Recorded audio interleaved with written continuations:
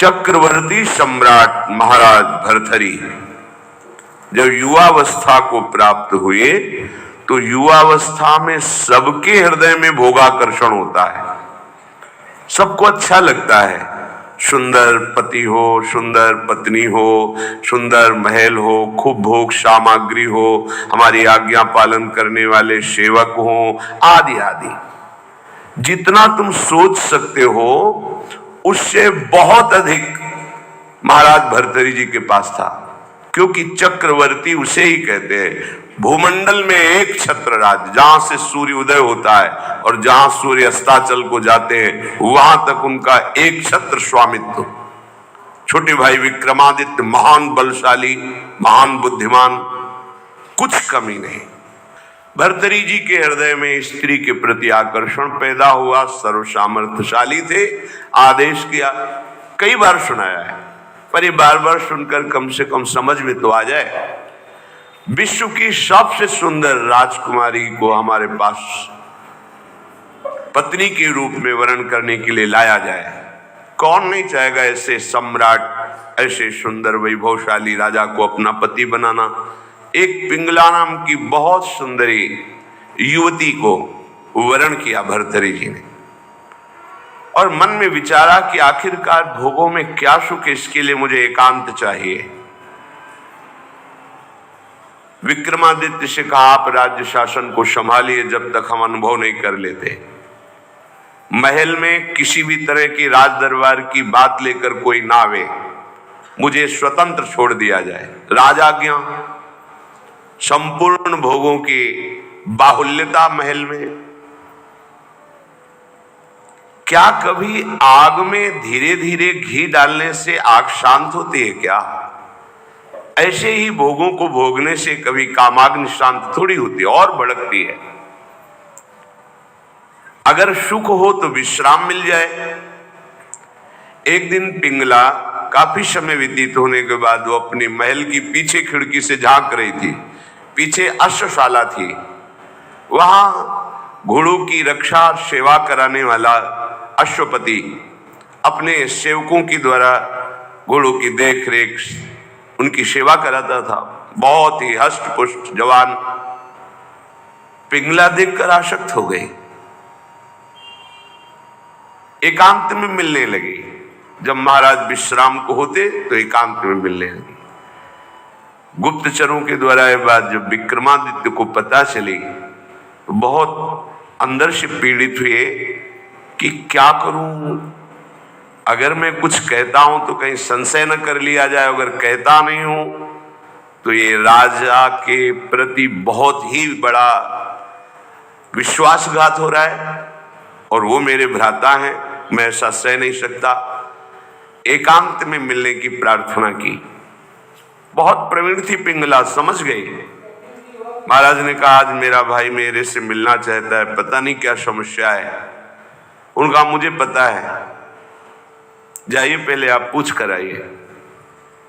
राजा को आश्चर्य हुआ, मेरे तक बात नहीं पहुंची, इसको पता है। बहुत प्रवीण थी, पर विषयों में प्रवीणता कोई प्रवीणता नहीं कहलाती। प्रवीणता तो विषयों के त्याग की होनी चाहिए। बुद्धिमत्ता गड्ढे में गिरने की नहीं होती, बुद्धिमत्ता उससे निकलने की होती है। विक्रमादित्य ने कहा कि मेरी बात पर विश्वास किया जाए महाराज, जो महारानी पिंगला है इनका चरित्र ठीक नहीं है, ये अश्वपाल से संबंध रखती हैं, ऐसा मुझे गुप्तचरों के द्वारा पता चला है। आवेश में अंदर गए। रानी ने कहा, हम बता रहे हैं। वो क्या बता रहे होंगे? वो यही बता रहे होंगे कि अश्वपाल से हमारा गलत संबंध है। ये तुम्हें कैसे? मुझे पता है। कैसे पता है? देखो, हम आपको प्रमाणित नहीं करती, पर आपके भाई चरित्रहीन है। नहीं, इसका प्रमाण चाहिए। आप ऐसे पवित्र भाई के ऊपर ऐसी बात नहीं लगा सकती।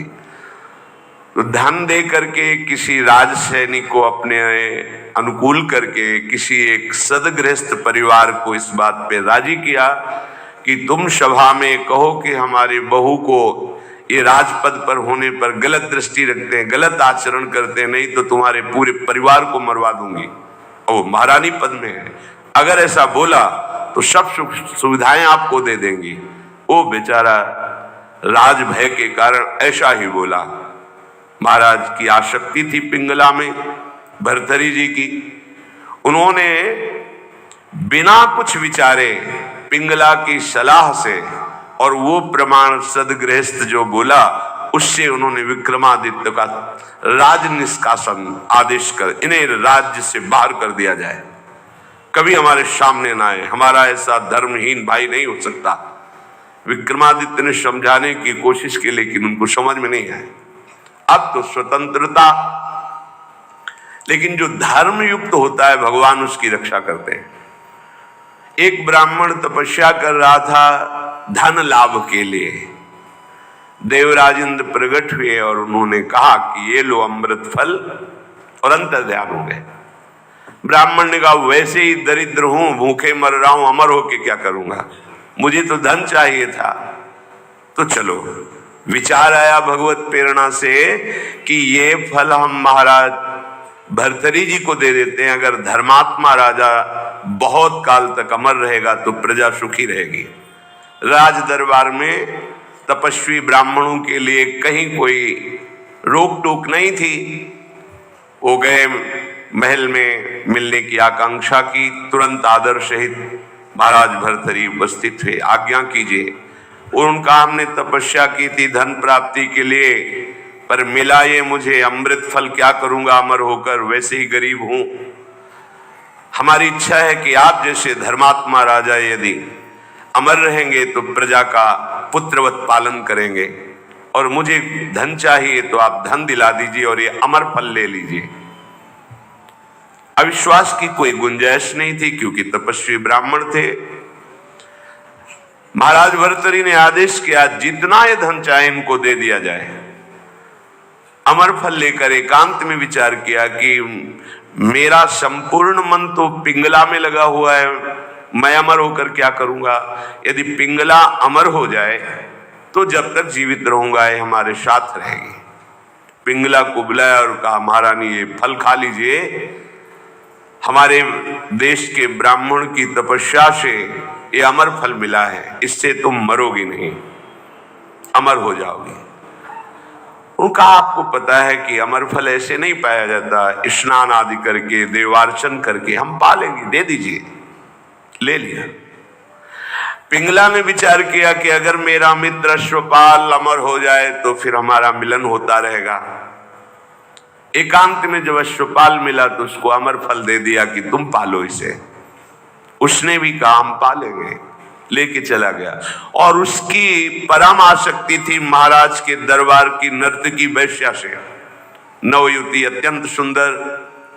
उसने उस वैश्या को बुलाया अश्वपाल ने और कहा कि अमर फल मुझे प्राप्त हुआ है, मैं अमर होके क्या करूंगा, मेरी आसक्ति तो तुम्हारे में है, तुम इसे पालो, अमर हो जाओगी।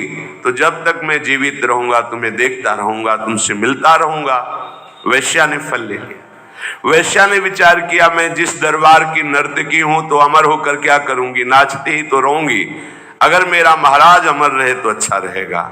नर्तकी ने उनके निज महल के अंगरक्षक से कहा कि मुझे महाराज से मिलने की प्रार्थना की जाए और मिलाया जाए। महाराज कृपा करके मिले, क्या बात है। तो उनका मैं आपके दरबार की नर्तकी हूं, मुझे अमर फल मिला है, मैं आपको देना चाहती हूं। होश उड़ गए महाराज के, वही अमर फल। वैश्या से कहा कि तुम्हें किसी भी तरह का दंड नहीं दिया जाएगा, पर तुम सत्य बोलो, ये अमर फल कहां से प्राप्त हुआ है। उनका ये अमर फल मेरा एक मित्र है जो राज परिवार के घोड़ों की सेवा कराता है, अश्वपति, उसने हमें दिया है।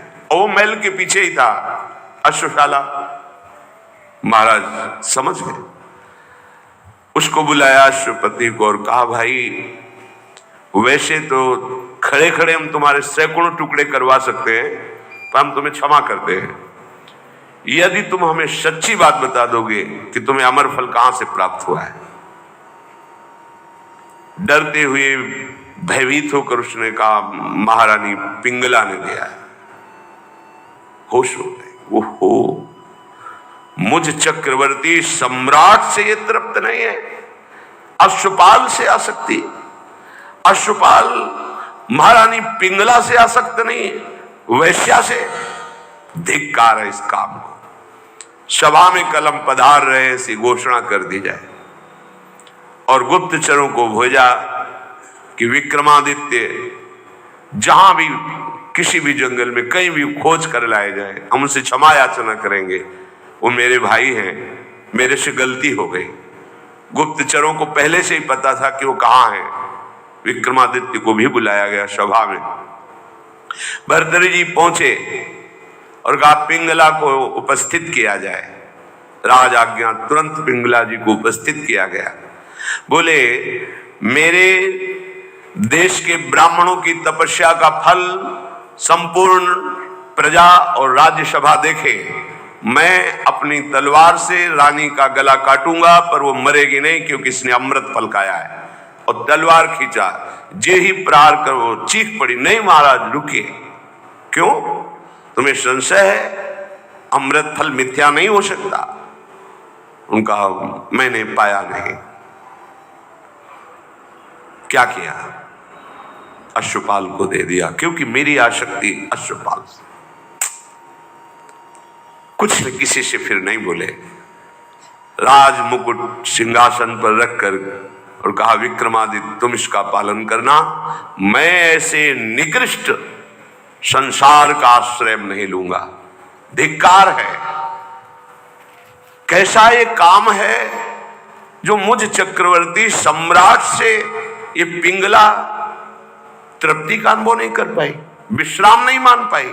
ये अश्वपाल से, अश्वपाल महारानी से नहीं, एक वैश्या से।